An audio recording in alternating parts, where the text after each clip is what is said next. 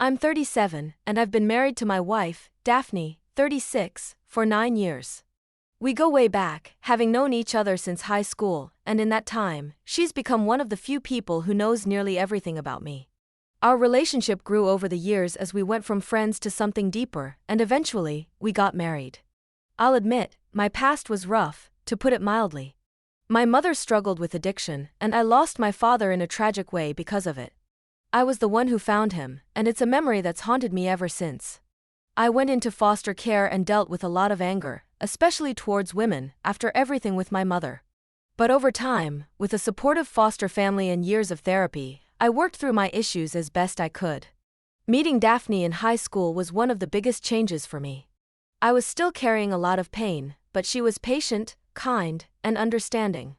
We didn't start dating until we'd been friends for years, but looking back, people around us probably knew before we did that we'd end up together. After college, I asked her to be my girlfriend, and within a year, we were engaged. 9 years later, we're still married, or we were, until now. Daphne wasn't there for the hardest parts of my childhood, but she's been my anchor through all the ups and downs since. She knows I struggle with depression and other mental health issues, and she's always been understanding, even comforting me when I'd spiral into a bad episode. I've apologized countless times for being a burden, and she's always reassured me that she was fully committed to being there for me. I thought we had a solid bond and mutual understanding. But now, I'm not so sure. About 4 months ago, I fell into a bad depressive episode. Usually, Daphne is supportive and stays close by, but this time was different. She was there for the first couple of days, but then she started leaving in the evenings, saying she had things to do.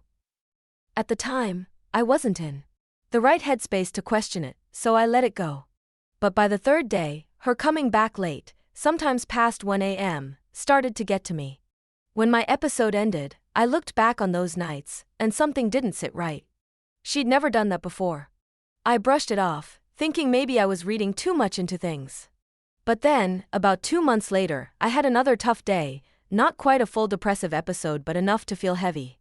And just like before, Daphne left halfway through the day. This time, I felt it in my gut that something was off. When she came back late that night, I asked her where she'd been, careful not to sound accusing.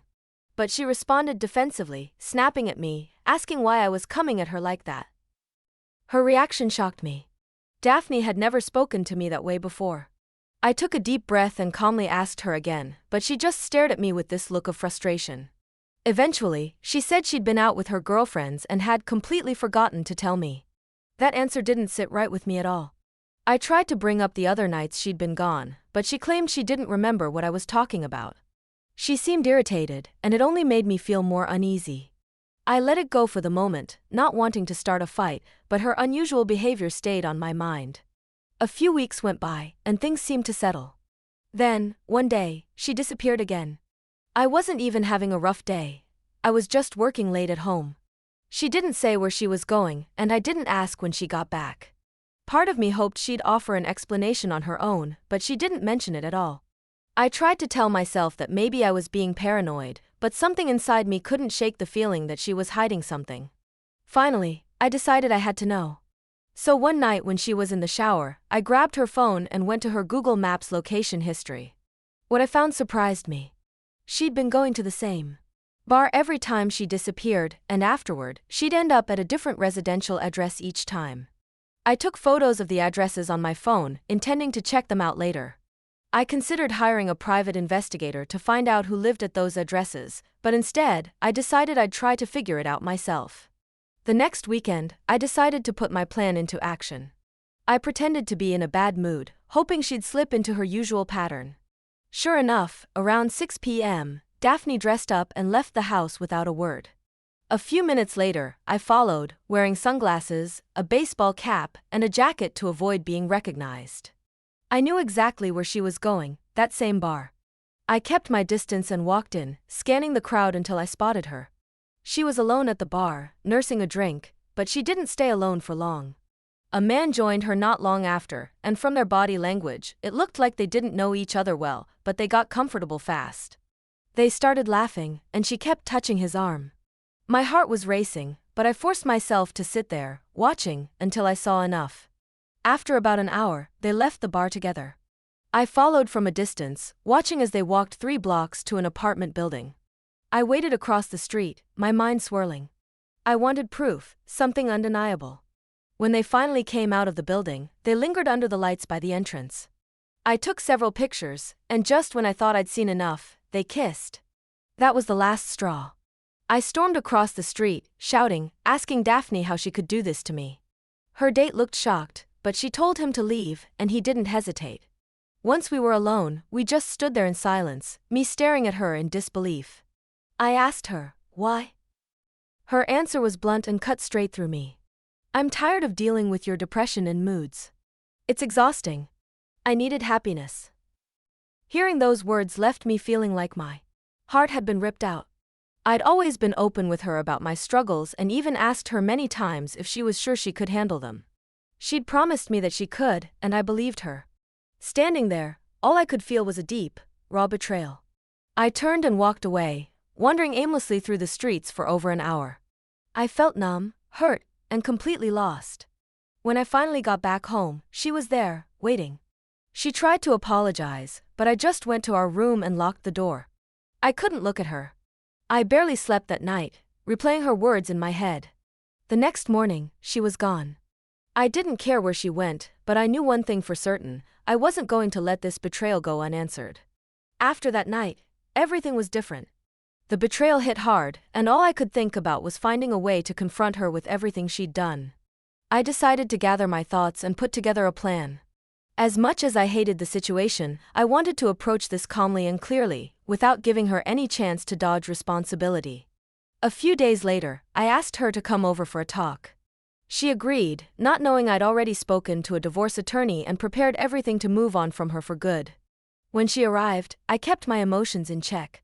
I asked her point-blank how many people she had cheated on me with. She hesitated, then told me it was just one person. I could tell she was lying, so I pressed further, bluffing that I'd hired a private investigator. I mentioned specific addresses, watching her face change. After a tense silence, she admitted there had been 3 different men. Hearing that number felt like the final nail in the coffin. I handed her the divorce papers I'd already prepared, making it clear that I could never see her the same way again. She started begging, crying, pleading with me to reconsider, but I just sat there, unmoved. She must have realized it was useless because she left soon after, clutching the papers and barely holding herself together. After she left, I spent the rest of the day numb, trying to process it all. When we got to the official divorce proceedings, things turned ugly fast. I'd gathered enough evidence of her infidelity to help my case, but she dragged my mental health into the spotlight. Her lawyer argued that dealing with my depression had been a major struggle for her.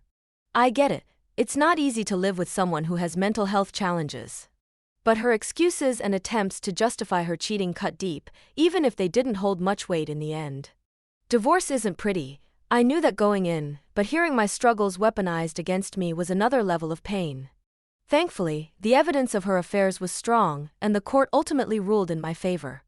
I didn't have to pay alimony, and while I left her the apartment with all the painful memories, I kept the car and moved forward. Afterward, I decided to let everyone in our social circles know the truth about what happened. I messaged friends, family, and even acquaintances, detailing how Daphne had cheated because of my mental health struggles. I didn't sugarcoat anything. I wanted everyone to know exactly why we were splitting up. Not long after, she called me, furious, ranting for a full 10 minutes about how I'd ruined her reputation. I just let her vent and hung up. It was her mess to live with now. After that, things were quiet, at least from my end. She didn't reach out again, though one of her coworkers messaged me, saying she was dealing with a lot of gossip at work and asking if I'd consider taking back what I'd said to people. I left the message on read. I wasn't interested in making her life easier after everything she'd put me through. The reality is that, even with all the support from friends and family, the entire experience left a mark. I'm wary now, maybe too wary, of relationships. I'm not sure I'll ever open myself up to anyone in that way again. Dating just doesn't feel like an option anymore, and I've decided I'm fine with that. Maybe I'll use dating apps for casual company if I need it, but I don't think I want to risk any serious attachment again. My peace of mind is more important.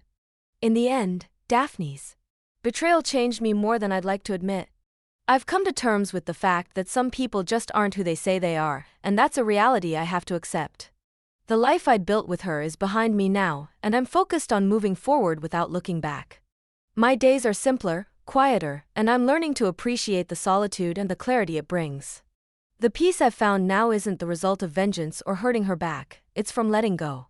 Looking back, I'm glad I faced the situation head-on, no matter how painful it was. I'll never regret exposing the truth and showing people who Daphne really was beneath the surface. I don't wish her ill, but I've made it clear to everyone in our lives that actions have consequences. I hope she understands that now. I'm not sure where my life will go from here, but I know I'll never let someone treat me like that again. To everyone who has supported me through this, thank you. Your advice and encouragement made a difference during one of the hardest times of my life.